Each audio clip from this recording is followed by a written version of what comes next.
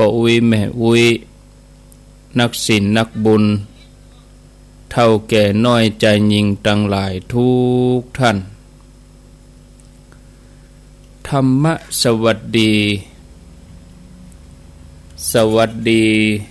เมื่อค่ำยามแรงนี้บ่าย3กับแถม9 นาทีมาปะกัน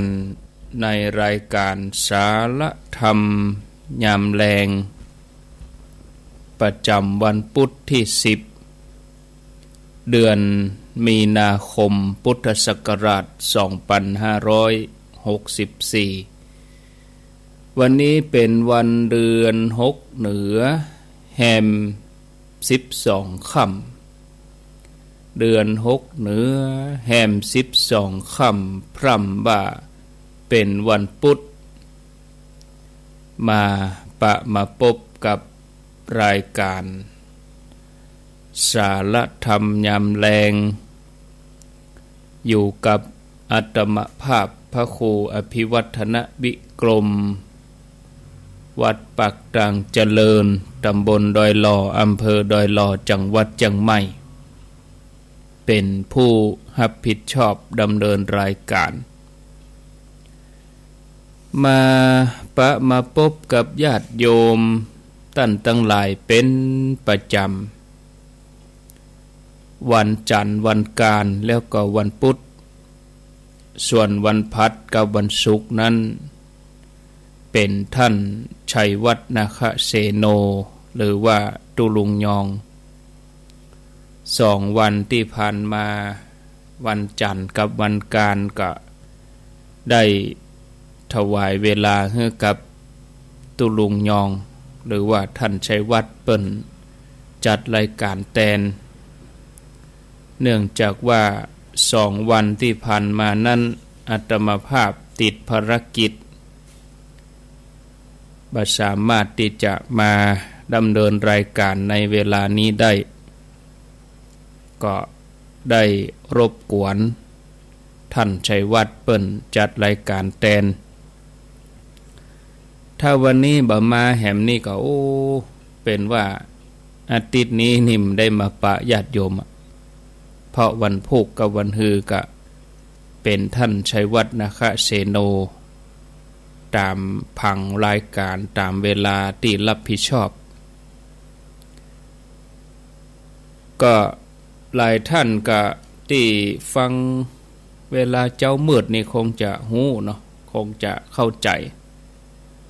แต่ท่านที่บ่ได้ฟังเวลาเจ้ามืดนี่ก็คงบ่ฮู้บางท่านก็เปิ้นรอฟังเฉพาะแมลงบ่าย3เพราะบางท่านมีภารกิจที่แตกต่างกันไปบางคนก็สะดวกฟังเมื่อเจ้าบางคนก็สะดวกฟังเมื่อแลงบางคนเปิ้นก็สะดวกฟังเมื่อค่ำอาตมาภาพบ่ได้มาปะเมื่อแลงตะวาแต่ตะคืนก็มาปะญาติโยมทั้งหลายอยู่2 ทุ่มถึง4 ทุ่ม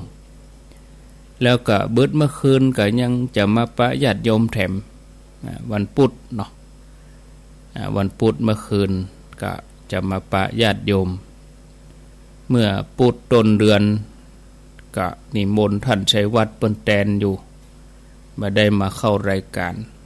วันพุธต้นเดือนวันที่3นั่นก็ไปเวียงป่าเป้างานเข้ากรรมวันที่8ก็บ่ได้มาวันที่9ก็บ่ได้มาปะกันวันนี้ก็พอวันที่10มีนาแล้ววันนี้ก็มาตนเดียวญาติโยมทั้งหลายโดดเดี่ยววันนี้ท่านพระครูสุเมธธรรมเสวีเปิ้นติดภารกิจบ่สามารถที่จะมาร่วมรายการได้อาตมาภาพก็จะประคับประคองเวลาดำเนินรายการเป็นกู้อยู่กับศรัทธาญาติโยมท่านทั้งหลายไปจนจบใน2 ชั่วโมงนี้อุณหภูมิวันนี้ตอนนี้บ่าย3ก็อยู่ที่38 องศา ค่อนข้างที่จะร้อนพอสมควรแต่เจ้านี่ก็หนาวนะแต่เจ้านี่17-16องศาตกมาบ่ายมาอุณหภูมิร้อนที่สุดวันเนี้ยบ่าย2 โมงบ่าย3 โมงนี่38องศาที่โดยรอนี่นะโอ้พอไปจังใดก็เป็นอันนี้เปิดห้องว่าฟ้าเหลืองไปเลยตะวันแดงปะลึงเพราะว่าเป็นภาวะหมอกควันเนาะกำเดียวก็คงจะผ่านพ้นไปญาติโยมนะกะเดียวก็โควิดกะเดียวก็ฝุ่นพิษจังใหม่เฮานี่ประสบภาวะฝุ่นควันหนักหนาที่สุดจะได้ก็ระวังรักษาสุขภาพเฮามาพอต้นไม้กับปอบัดต้วงนี่ขาดถ้ามันมีลมเห็นสักน้อยนะก็ถึงฮอดต้นเดือนกุมภาเมื่อฝนตกมาอันเนาะเอาฝนตกมาเย็นเย็นวันค่ำเอาก็มานึกถึงอากาศที่มันร้อนนี่มานึกถึงอากาศที่มันเย็นที่ผ่านมาเนี่ยธรรมชาติก็เป็นอย่างนี้เนาะศรัทธาญาติโยมเปลี่ยนแปลงไปตามกระบวนการของเปิ้นก็ขอบคุณสถานีวิทยุที่เปิ้นรับสัญญาณโดยเฉพาะที่ 89.50 บ้านทุ่งเรดิโอโดยลุงดมป้าเทียมวันพุทธวงศ์เป็นประจำเวลาบ่าย3 ถึง 4 โมงจันทร์ถึงศุกร์ทุกวัน FM 104.50 สถานีวิทยุเพื่อการศึกษาพระพุทธศาสนาและวัฒนธรรมวัดฝ่ายหินตำบลสุเทพอำเภอเมืองเชียงใหม่เป็นประจำ 2-3 เวลาที่เปิ้นได้เชื่อมสัญญาณตั้งแต่เจ้ามืดมาตี 3 ถึง 6 โมงพ่อง 5 โมงพ่องไอ้นะส่วนเวลาบ่าย 3 นี่ก็จันทร์ถึงศุกร์ทุกวันบ่าย 3 ถึง 5 โมงแลงส่วนเมื่อค่ำก็มีวันการเนาะวันการแล้วก็วันพุธต้นเดือนส่วนวันการนี่ก็ทุกวันรายการของสมณเณรลักษณ์ปัญโยนันท์ FM 104นี่ทุกวันแต่คืนนี้ก็อาตมาภาพก็แทนเณรลักษณ์มีโอกาสได้ได้จากกับศรัทธาญาติโยมหลายผู้หลายท่านก็ติดตามรับฟังยังโทรศัพท์มาจากันอยู่ดังเมืองฝางกับที่ FM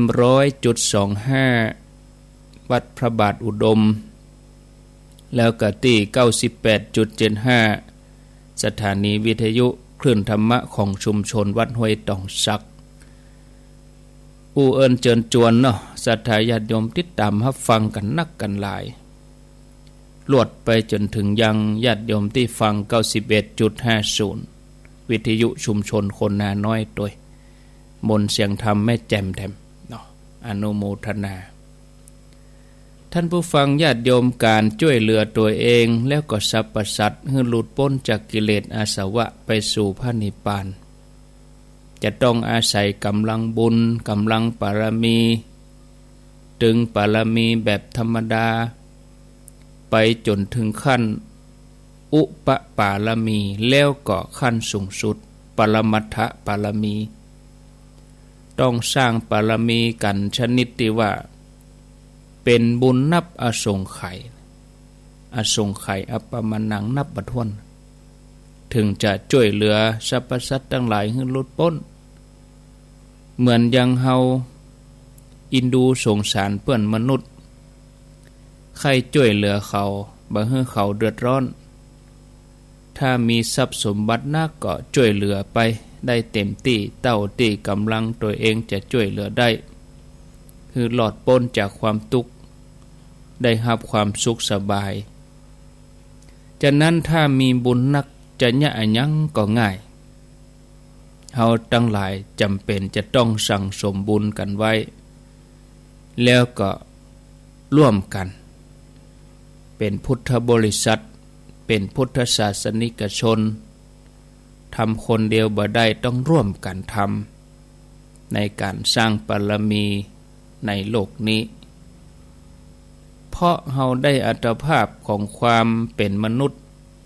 คือการได้เกิดมาที่ดีที่สุดที่ประเสริฐที่สุด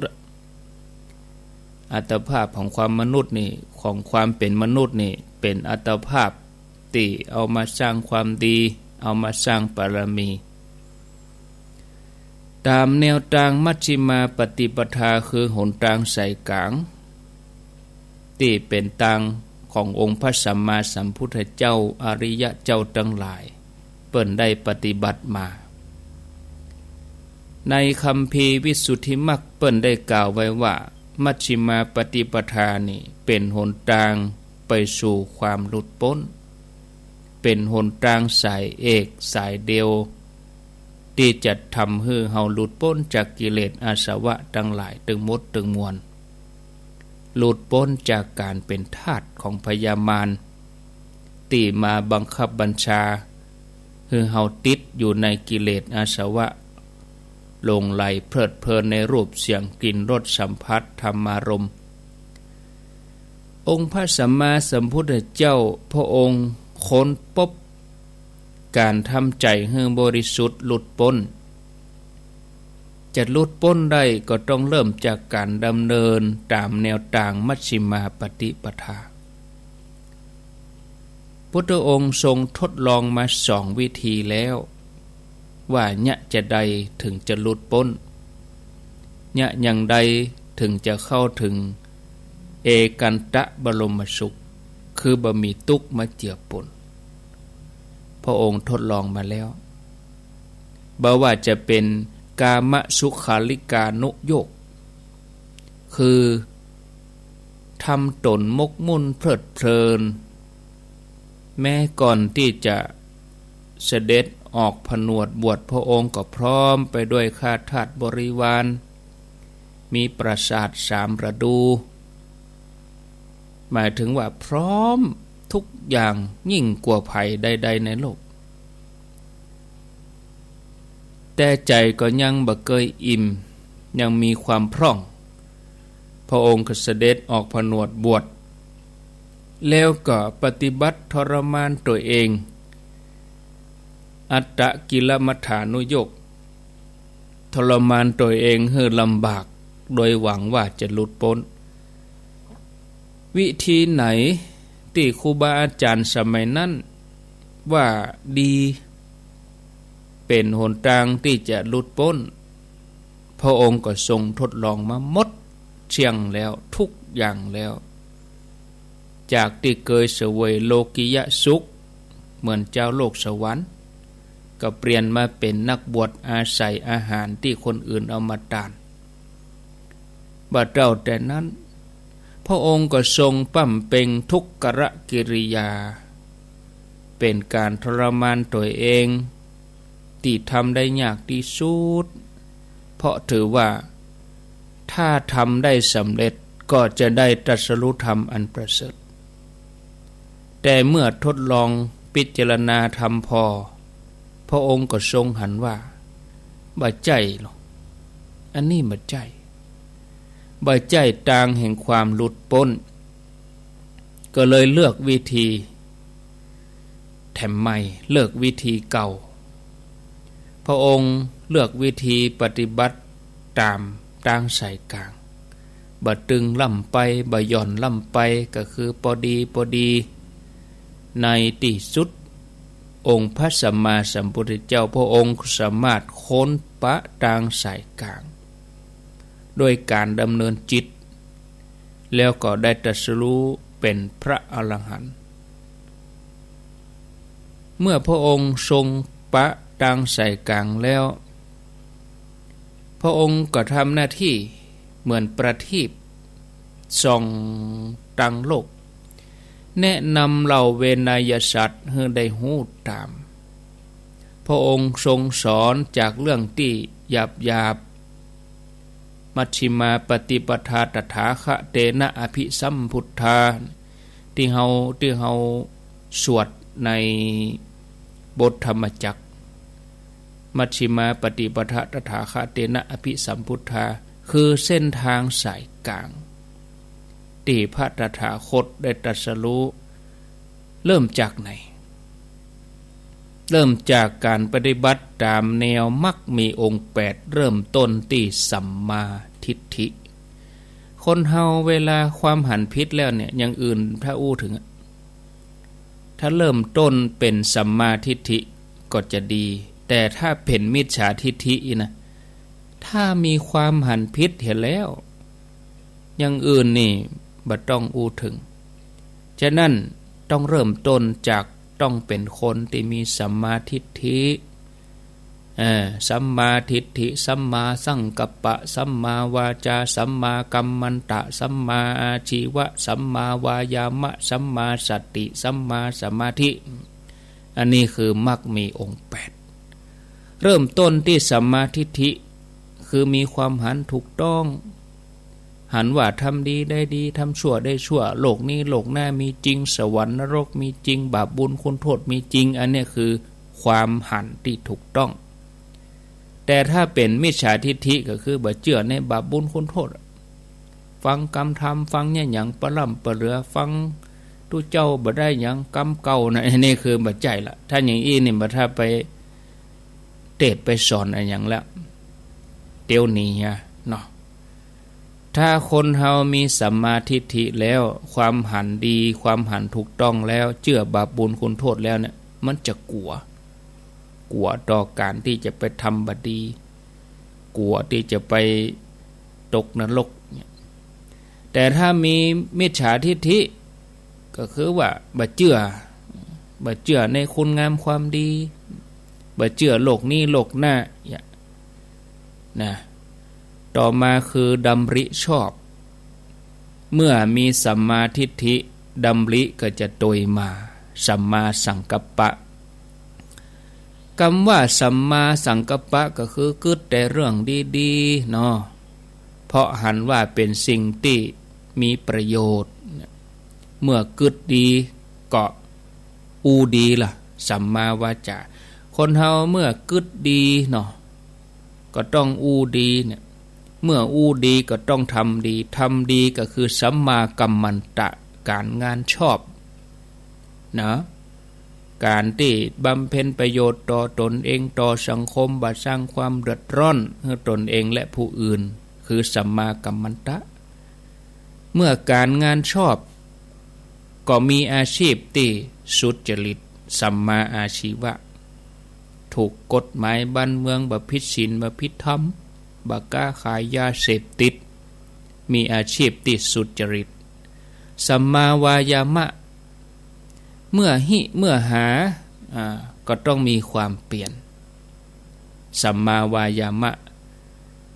สัมมาสติระลึกชอบนึกถึงผลบุญนึกถึงความดีนึกอยู่เอาตัวนี้มาหล่อเลี้ยงใจแล้วประการสุดท้ายคือสัมมาสมาธิสมาธิตั้งมั่นถูกต้องปฏิบัติถูกที่ปฏิบัติถูกวิธีบริษัทเจ้าทั้งหลายเปิ้นก็สร้างบารมีจากการได้เปิ้นได้ปั่มเป่งมาทุกภพทุกชาติญาติโยมท่านทั้งหลายมีเรื่องเล่ากันเป็นบุคลาธิฐานเป็นเรื่องที่เล่าต่อๆกันมาว่ามียักษ์ตนหนึ่งได้ไปถือศีลภาวนาบูชาพระผู้เป็นเจ้าโดยยักษ์ตนนี้หวังจะได้ปอนอยู่4ประการปอน4ประการนั่นคือหยังเนาะ1ภัยฆ่าบ่ตายจะฆ่าในที่บ้านหรือนอกบ้านก็บ่ตายคนก็ฆ่าบ่ตายสัตว์ก็ฆ่าบ่ตายศาสตราวุธทั้งหลายมีคมกับมีคมฆ่าบ่ตายอาวุธของมีคมฆ่าบ่ตายของบ่มีคมก็ฆ่าบ่ตายเมื่อวันก็ฆ่าบ่ตายเมื่อคืนก็ฆ่าบ่ตายเนี่ย ยักษ์ตนนี้เคยได้ปอน4อย่างนี้ก็เลยปฏิบัติบำเพ็ญเพียรอยู่หลายปันหลายหมื่นปี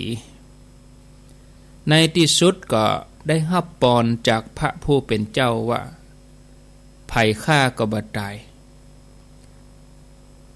บ่กองลืมนึกถึงความตายเกิดว่าอย่างใดภัยก็ฆ่าตัวเก่าบ่ตายเกิดว่าจะอยู่อย่างนี้ต่อไป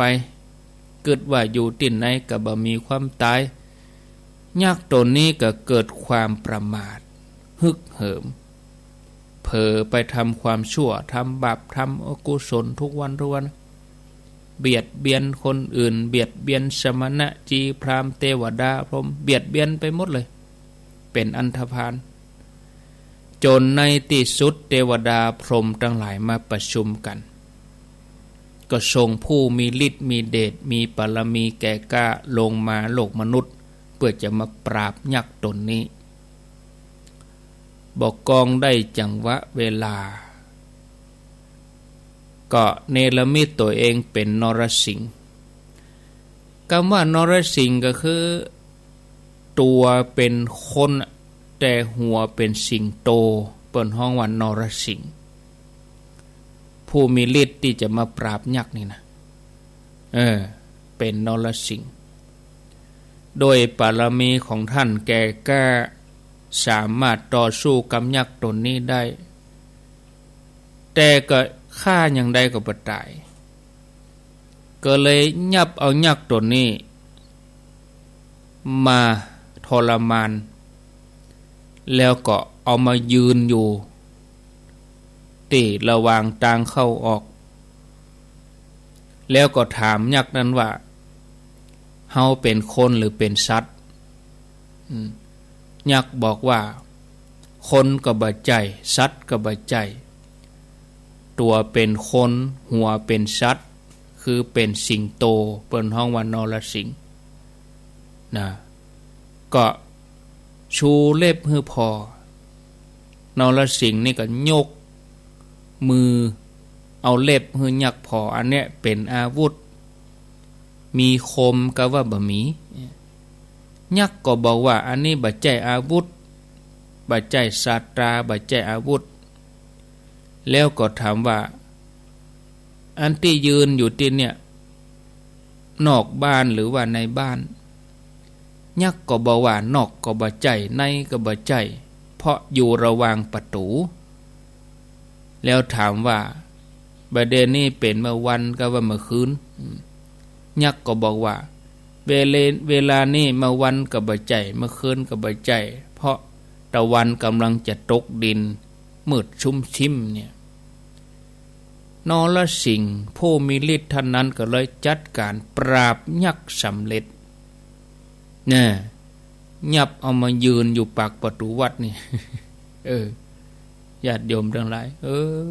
เป็นว่ายักษ์มันมาอย่างอีอันนี้เป็นบุคลาธิฐานนะญาติโยมทั้งหลายบุคลาธิฐานว่าจะประหารสิ่งชั่วร้ายทั้งหลาย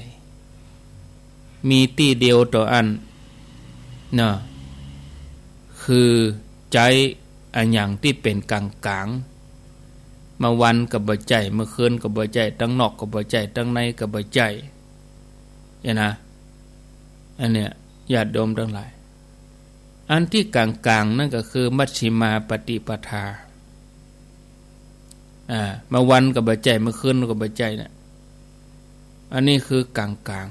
ๆเป็นทางหลุดพ้นที่จะไปสู่พระนิพพานภัยสามารถรวมจิตเป็นหนึ่ง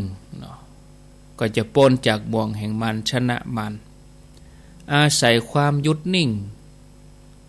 บ่ต้องใช้ศัตราอาวุธเมื่อปฏิบัติเข้าตีเข้าตังถูกส่วนแล้วญาติโยมทั้งหลายเมื่อเฮาเข้าใจอย่างอี้แล้วเนี่ยต่อจากนี้ไปก็ตั้งปณิธานเอาไว้ว่าเฮาจะบ่ประมาทในการดำเนินชีวิตจะเดินตามรอยบาทพระศาสดา พุทธองค์ทรงทำอย่างใดเฮาก็เจริญห้อยตาม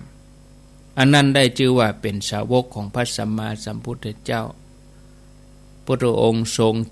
จี้ต่างแนะนำพร่ำสอนเฮาก็จะได้หลุดพ้นจากบ่วงแห่งมารเยจิตตังสัญญะเมสะสันติ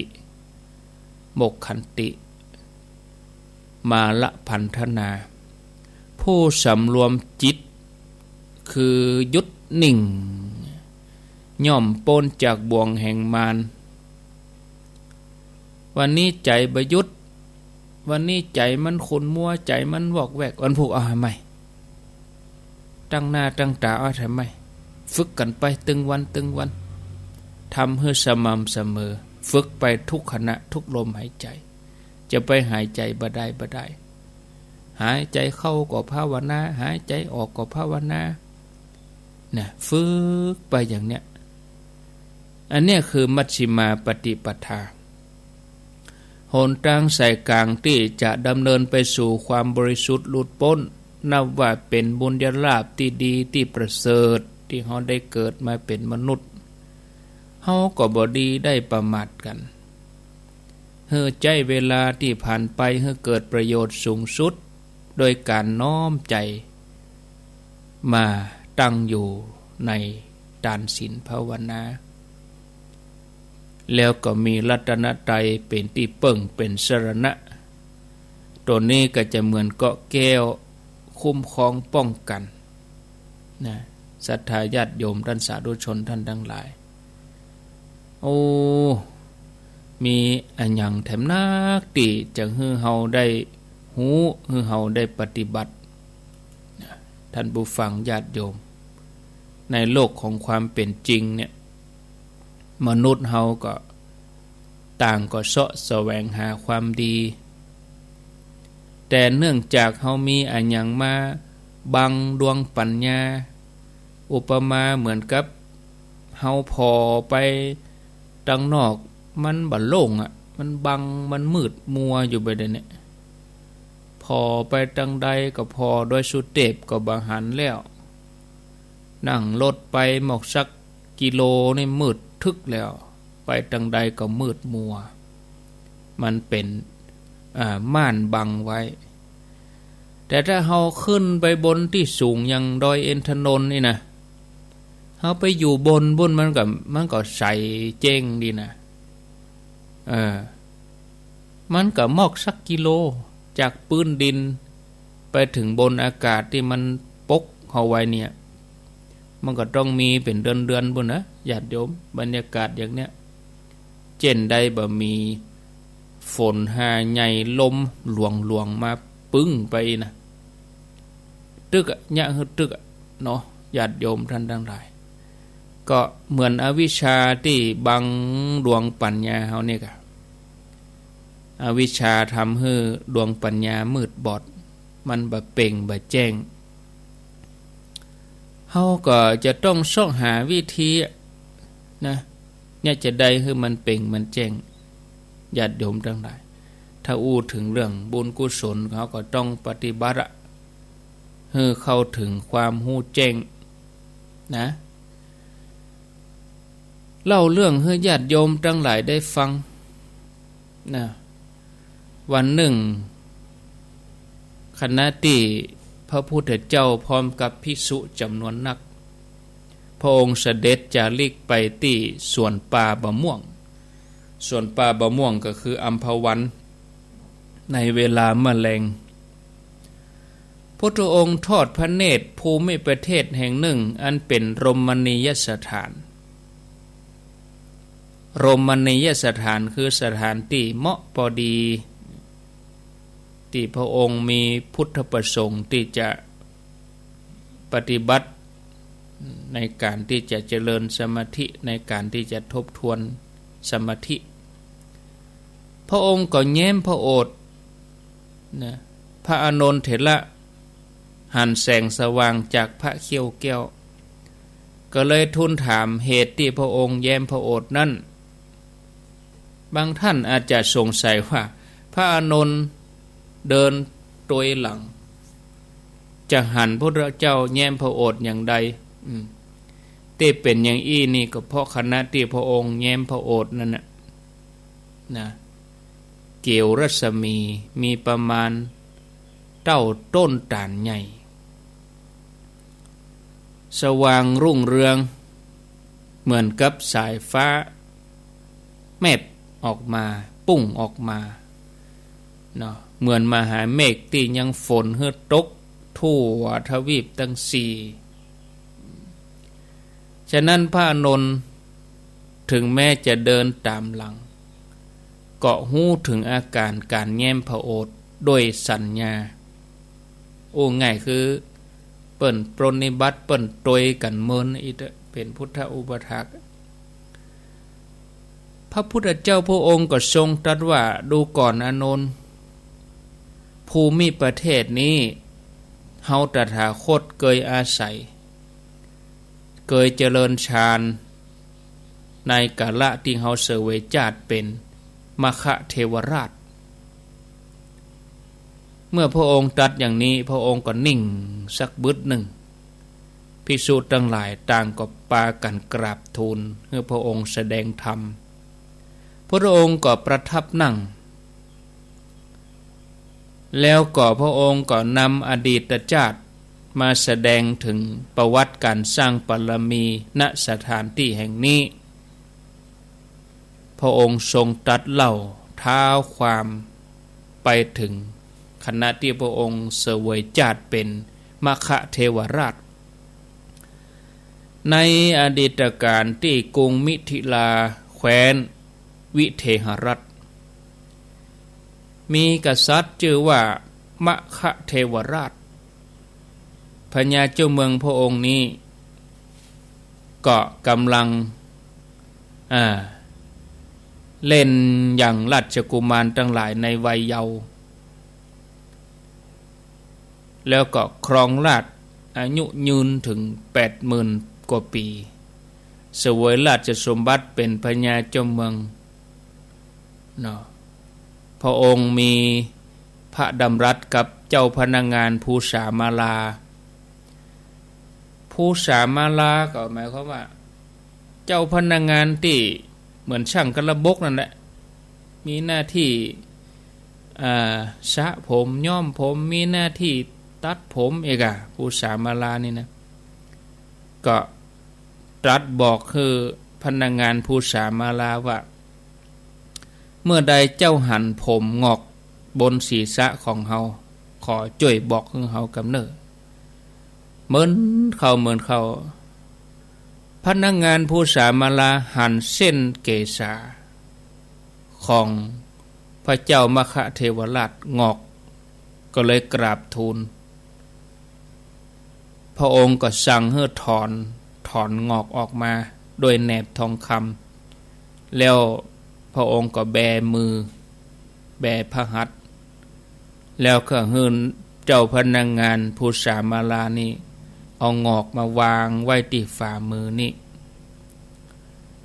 พระองค์ก็ทอดพระเนตรเกศาที่งอกพิจารณาหันมรณะภัยที่จะมาใกล้นี่แล้วมาใกล้ตัวนี่แล้วพระองค์ก็ดำริว่าโอ้แบบเดี๋ยวนี้ได้เวลาแล้วลูกพิจารณาเรียบร้อยพระองค์ก็พระราชทานรางวัลให้แก่เจ้าพนักงานภูษามาลาแล้วก็ตรัสห้องพระโอรสองค์โตให้โอวาทบอกว่าขอให้ลูกเนี่ยของราชแตนป่อบัดเดี๋ยวนี้ได้เวลาแล้วป่อจะออกบวชพระโอรสองค์โตนี่ก็สงสัยว่าเป็นจะใดเสด็จป่อถึงตัดสินใจอย่างนี้พระองค์ก็เลยบอกพระโอรสว่าเมื่อผมงอกตีบนหัวของป่อเนี่ยนะก็เป็นสัญญาณเป็นเครื่องเตือนใจป่อแล้วว่าโอ้ได้เวลาผมงอกตีออกบนหัวของป่อเนี่ยได้นำความหนุ่มของป่อไปแล้วแ วทูตได้ปรากฏบัดเดี๋ยวนี้ปอกจะออกบวชเพื่อจะเกียมตัวเข้าไปสู่สุคติ เมื่อตรัสอย่างนั้นแล้วก็อภิเษกพระโอรสองค์โตได้เสวยสิริราชสมบัติพระราชทานโอวาทว่าแม้ตัวลูกเองก็เหมือนเดียวกันเนอะประเด็นนี้ยังหนุ่มอยู่เมื่อใดหันผมบนหัวงอกอย่างป้อนี้ก็อย่าได้ประมาทเนอะลูกเนอะเมื่อพระองค์ตรัสอย่างนั้นแล้วก็เสด็จออกจากพระนครไปบวชเป็นฤาษีเมื่อตัดสินพระทัยบวชเป็นฤาษีแล้วก็หมั่นปั่มเป่งปรมีเจริญสมาธิภาวนาบักขาดได้เจริญพรหมวิหารธรรม4ตลอดระยะเวลา 84,000 ปีเมื่อจากโลกนี้ไปก็ไปสู่พรหมโลกแม้พระโอรสของพระองค์คือพระเจ้ามัคคะเทวราชที่สืบราชสมบัติต่อมาเมื่อหันเกศางอกบนหัวบนศีรษะก็ออกผนวดบวชโดยป้อเหมือนเดียวกันเป็นผู้มีพรหมโลกเป็นเบื้องหน้าการได้ทำอย่างนี้สืบทอดกันมายาวนานถึง10 พระองค์10 รัชกาลสืบทอดกันมานอกจาก2 องค์สุดท้ายตัวอันนอกนั้นทุกพระองค์อาศัยเหตุผมงอกเนี่ยเจริญมรณานุสติตัดสินพระทัยสละสมบัติออกบวชส่วนพญาเจ้าเมืองโพธิสัตว์เจ้าคือพระเจ้ามัคคะเทวราชก็ได้ไปบังเกิดในพรหมโลกไปอยู่พรหมโลกก่อนกษัตริย์องค์อื่นๆก็ตรวจดูราชตระกูลราชวงศ์แต่ละพระองค์ว่ามีความเป็นมาอย่างใดทุกๆพระองค์ก็ยังรักษาประเพณีอันดีงามนี้ไว้เมื่อตรวจพอแล้วก็พระองค์ก็ทรงยินดีทรงพิจารณาต่อไปถามว่าต่อไปตั้งหน้าประเพณีอันดีงามของเฮาเนี้ยจะมีสืบต่อกันไปหรือว่าจะขาดสูญจะใดทรงหู้ด้วยกำลังฌานสมาบัติแล้วจะบ่อาจดำรงอยู่ได้ต่อไปก็เลยมีความคิดว่าเฮานี้แหละจะได้สืบต่อราชวงศ์ของเฮาเองเมื่อพระองค์ดำริอย่างนั้นแล้วด้วยความเป็นห่วงก็ตัดสินใจจุติจากพรหมโลกลงมาเกิดในพระครรภ์ของมเหสีพญาเจ้าเมืองกรุงมิถิลาเมื่อประสูติแล้วก็ได้ห้องหมู่พราหมณ์ทั้งหลายพญาเจ้าเมืองก็ห้องหมู่พราหมณ์ทั้งหลายมาทำนายลักษณะหมู่พราหมณ์มาตรวจดูแล้วก็พบว่าโอ้พระราชกุมารเนี่ยเป็นผู้ที่สืบต่อพระราชวงศ์เนื่องจากราชวงศ์ของพระองค์นี่เป็นราชวงศ์วงศ์บรรพชิตแต่ต่อไปนี้เบื้องหน้าจักบ่มีผู้ออกบวชแถมต่อไปพระราชาได้ฟังอย่างนั้นก็ทรงปีติโสมนัสบอกว่าพระราชโอรสนี้เป็นผู้ที่เกิดมาเพื่อจะสืบวงตระกูลของเฮาพระราชาก็เลยตั้งชื่อพระโอรสว่าเนมิกุมารพระโอรสเนมิกุมารนี่จะรักษาวงตระกูลไว้อย่างใดต่อไปเนี่ยเฮาก็ยังจะต้องได้ฟังกันในตอนต่อไปอยู่นะศรัทธาญาติโยมปะเลอะเนาะมีเรื่องราวที่จะเล่าให้ฟังปะเลอะปะเตอะปะเลอะปะเตอเยอะแยะเนาะเหลียวพอเวลาแล้วก็บัดเดี๋ยวนี้เวลา3:47 นาทีก็เดี๋ยวจะพักเหี่ยสักหน่อยเนาะเพราะว่าจะได้ล่ำลาที่ 89.50 บ้านทุ่งเรดิโอล่ำลาในเวลา 4 โมงก็จะห่างเวลาเฮือสถานีเปิ้นเหี่ยสัก2 นาทีเปิ้นได้ตัดสัญญาณแล้ว4 โมงก็จะมาปะญาติโยมขอแถมกรรมฟังไรนี้ไปไหนเด้อเนอะ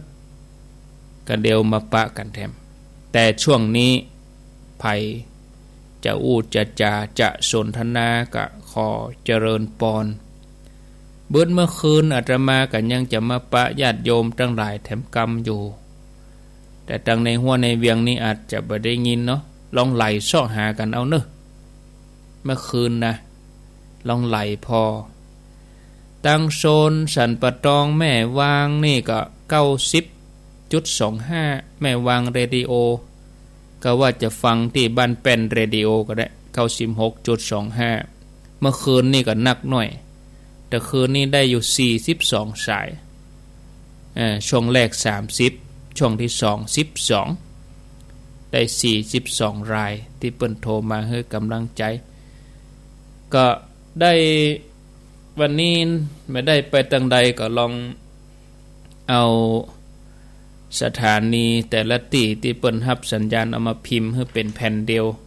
เอาก็รวบรวมแล้วมีนักเหมือนกันเมื่อเจ้านี่ตี3ถึงตี5นี่มี6สถานี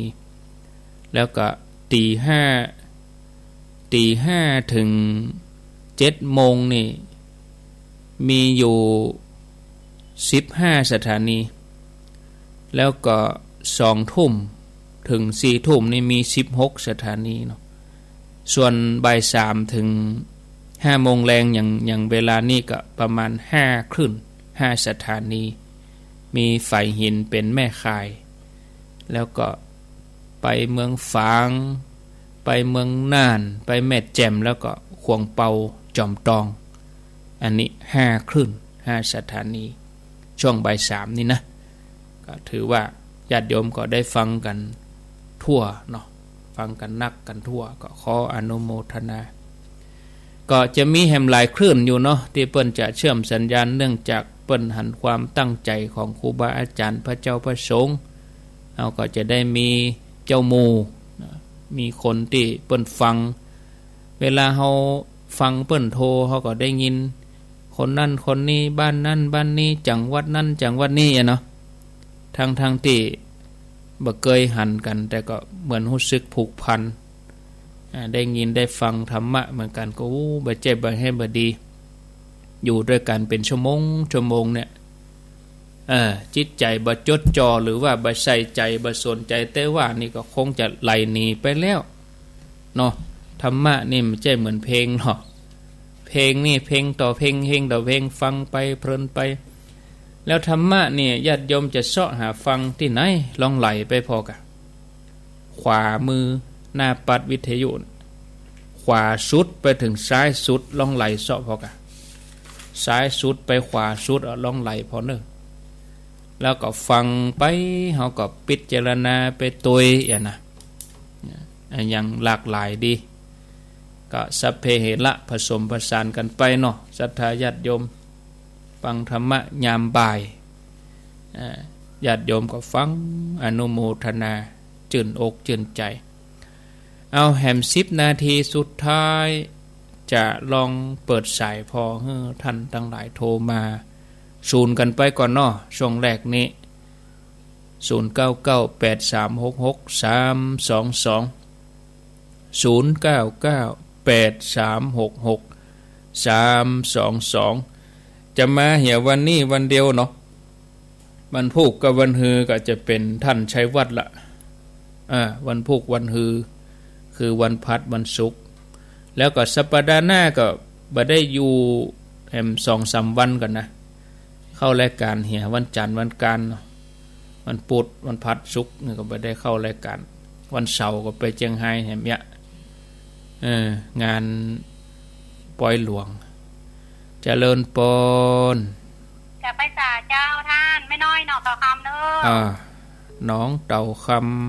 เจ้าฟังท่านชัดเจนดีอ่านพูดถึงธรรมะอย่างท่านว่าตะเกียโดยสเตปวันมันมองอีหนอเล่าขึ้นไปแห่โดยถนนมันสูงให้น้อยก็เหมือนเฮาฟังธรรมะเนาะเจ้าน้องจิตเฮาถ้ายกสูงให้น้อยมันเป่งนะเจ้าถ้าเฮาฟังธรรมะถ้ามันสูงขึ้นให้น้อยมันก็เป็นก็ว่าถ้าเฮาฟังมันน้อยๆเดียวเฮาฟังบ่ต้องมันก็มัวอยู่หั่นน่ะฟันนั่นน่ะเจ้าน้องถูกต้องแล้วเจ้าถูกต้องที่สุดนั่นน่ะ แม่นแล้วกะ เช้าก็กำลังใจนะท่านอันชัดเจนดูเจ้าใจเฮาเหมือนกันถ้าได้รับการ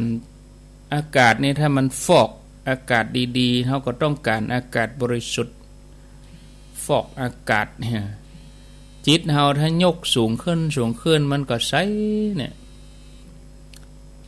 อาตมาไปแม่แจ่มแต่ว่าวันซืนนี่กลางดอยนี่โล่งหมดอ่ะเย็นสบายมันหายใจโล่งเดี๋ยวนี้เฮาออกไปไหนมันแสบปากแสบดังหมดอ่ะฮ้อนหูดังหมดอ่ะมันเป็นควันอย่าโยมควันไฟเนี่ยนะที่มันอยู่บนฟ้าแล้วเดี๋ยวนี้มันกดลงมามันปกเฮาอยู่นี่กะ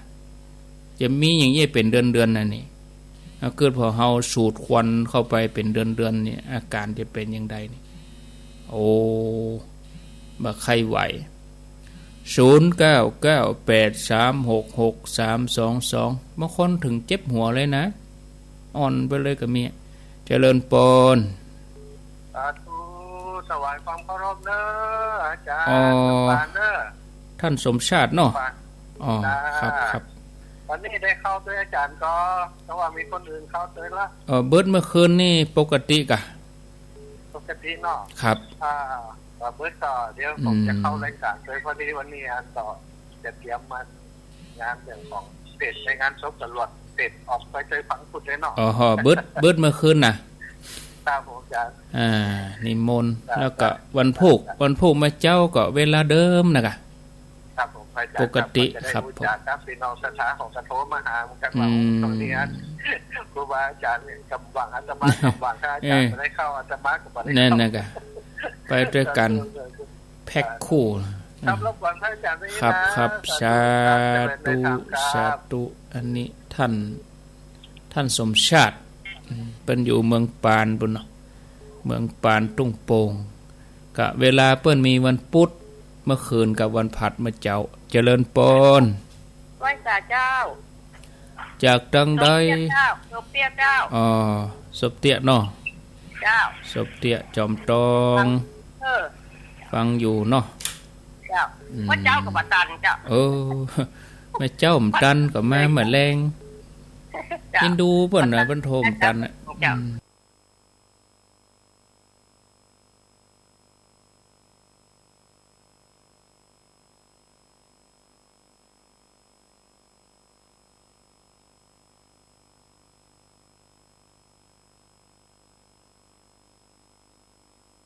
กับแม่เหมือนแรง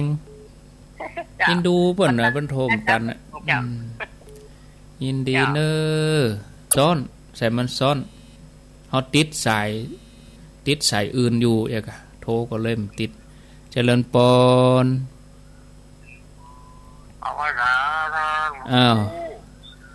ป่อบุญมีเมืองกลางเนาะป่อบุญมีเมืองกลางฟังชัดดีกะไก่หันเนาะโมทนาอยู่ดีมีสุข0998366322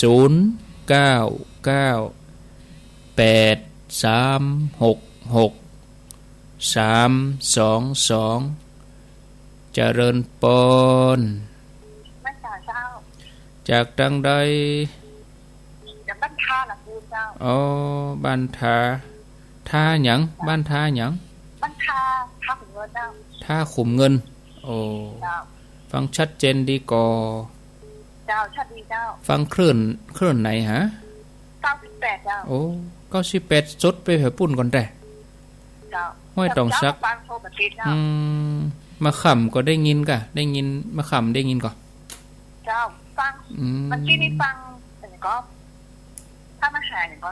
ที่อยู่บ้านกันเรียนเจ้าอาจารย์วรรณชัยกะอาจารย์วรรณชัยวันอาทิตย์เนาะสดไปบันทาบนโลนี่อันนี้ก็เป็นกะเลียงเจ้าเป็นนั่นพร่งก็ว่าเป็นสกอพร่งกะเป็นกะเลียงเปิ้นมี2นะมีพร่งกับสกออันนี้พร่งเจ้าพร่งเนาะพร่งยินดีเนอไปแอวตันฮะก็วัดตันเจริญก็มากะ ปุ่นถ้ามีงานก็ก้อยมากะ เจ้าง านถ้ามีงานก้อยมาเนอะ เจ้า อยู่ดีมีสุข ไม่จ่ายเจ้า บุญกรรมบุญจูเจริญปนจากที่ไหนจากทางใดติดแล้วเจริญปน ราชการราชการค่ะ ลีวิทยุเหรอเนาะ ราชการค่ะท่าน ได้ยินแล้วฟังกับโทรศัพท์นี่ เพราะว่าโยมโทรส่งตลอดโทรไม่ติดสักครั้งเลยท่าน อยู่ที่ไหนแม่ อยู่พัฒนาที่ดินนี่แหละท่าน อ๋อแม่ลิมกะ แม่มีตาสีเรือนนะค่ะแม่มีตาสีเรือนนะ อ๋อ คะ เมินลำได้